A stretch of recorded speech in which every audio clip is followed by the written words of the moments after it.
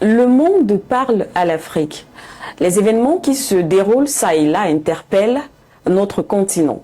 Vous le savez, le procureur de la Cour pénale internationale, la CPI, il s'agit de Karim Khan, a été placé sur la liste des personnes recherchées en Russie.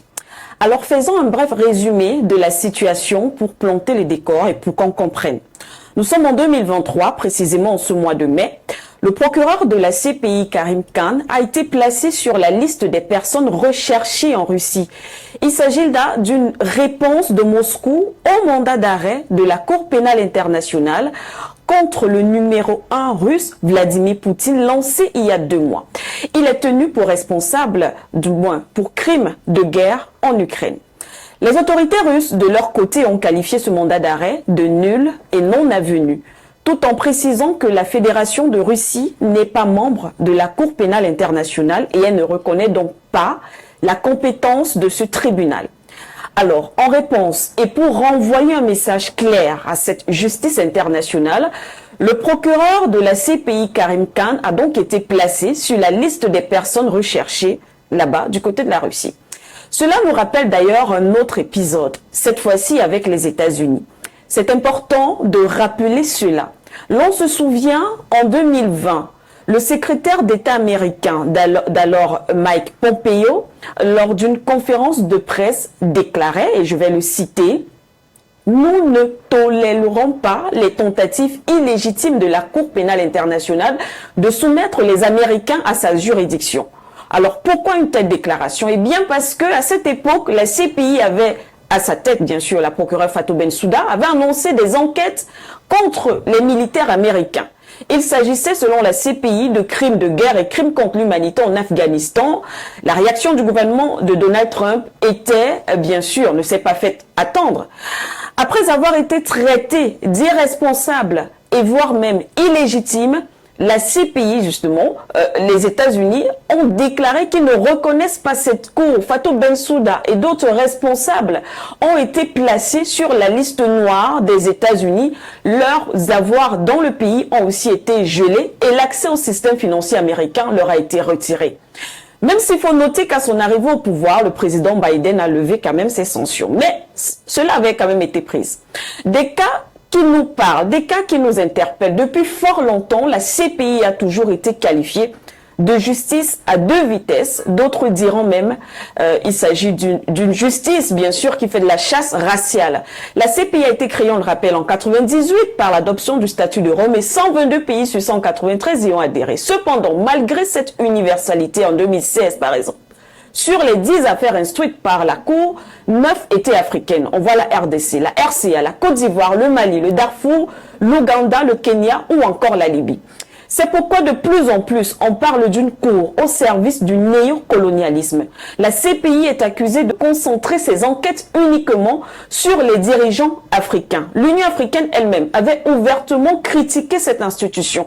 En 2013, au cours d'un sommet, le premier ministre éthiopien de l'époque avait dénoncé une chasse raciale. On attend la Cour pénale internationale dans d'autres pays non africains. Il faut passer outre les enquêtes préliminaires dont on nous sert tout le temps quand il s'agit des États occidentaux.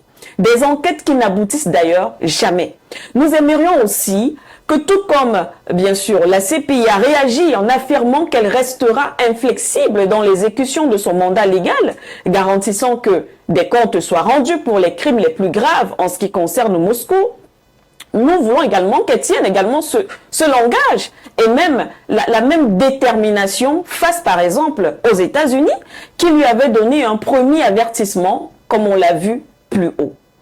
Le camp d'en face nous dira certainement que ce sont des accusations fallacieuses. D'ailleurs, certains mettent en avant le fait que ce sont même les Africains qui occupent les postes clés, tels que, comme ce fut le cas avec Madame Fatou Bensouda, on rappelle qu'elle est de nationalité gambienne et actuellement encore, c'est vrai, il y a des Africains en poste, sauf que, qui finance la CPI? On sait déjà que les pays tels que les États-Unis ou encore la Chine n'y font pas partie. Alors, les dépenses de la Cour sont essentiellement financées par les États parties. Leur contribution est fixée en fonction de leurs moyens. Vous imaginez la contribution des États africains. Nous avons déjà du mal avec l'Union africaine. Alors, les principaux contributeurs sont donc le Japon, le Royaume-Uni, l'Allemagne, la France, l'Italie, le Canada et l'Espagne. En réalité, à part le Japon, les grands pays contributeurs sont donc les pays de l'Union ou encore l'espace européen et bien sûr leurs partenaires. L'on peut donc comprendre pourquoi c'est l'Afrique qui est le plus visée et bien sûr à côté la Russie. L'on peut comprendre pourquoi l'ancien président ivoirien Laurent Gbagbo et son ministre Blé Goudé ont été déportés en 2011 à La Haye. L'on peut comprendre pourquoi la Russie est visée par un mandat d'arrêt international de la CPI. Les intérêts doivent bien sûr être préservés. En 2020, par exemple, comme rappelle Amnesty International, le bureau du procureur a décidé de ne pas enquêter sur les crimes de guerre imputables aux forces britanniques en Irak, alors que ses propres conclusions confirmaient l'effectivité de ces crimes. Ensuite, il a été décidé en 2021 de ne plus accorder la priorité à une enquête sur les crimes de guerre commis en Afghanistan par les forces nationales américaines et afghanes. Le procureur de la CPI, Karim Khan, a invoqué les contraintes de viabilité et de budget.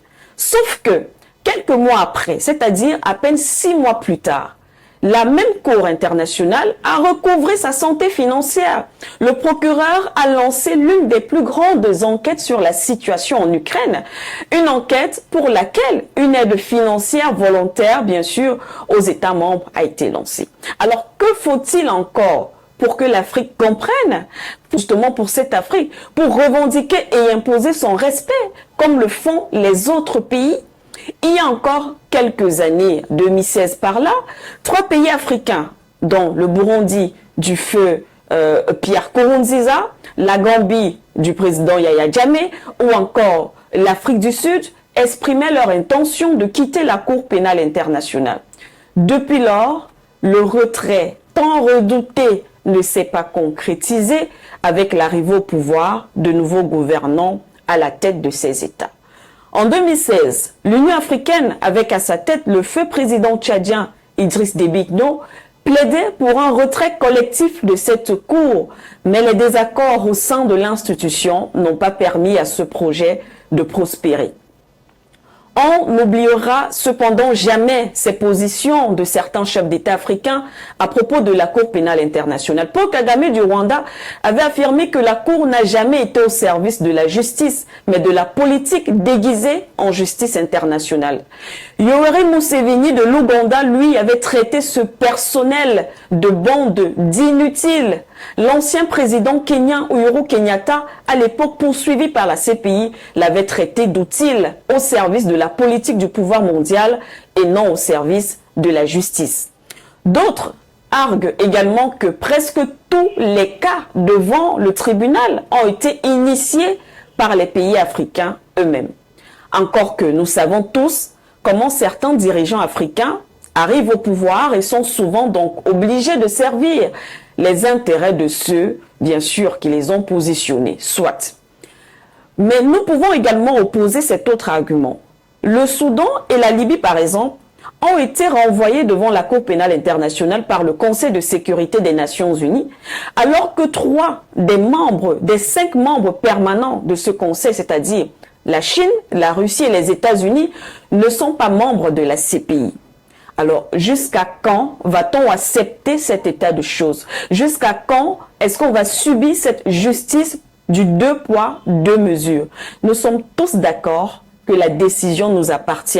Nous sommes tous d'accord qu'il faut simplement une sorte de volonté politique de la part de nos dirigeants et peut-être remettre sur la table des discussions ce projet de retrait collectif des États africains de la Cour pénale internationale. N'oubliez surtout pas de vous abonner et d'activer la cloche de notification pour ne rater aucune de nos prochaines vidéos.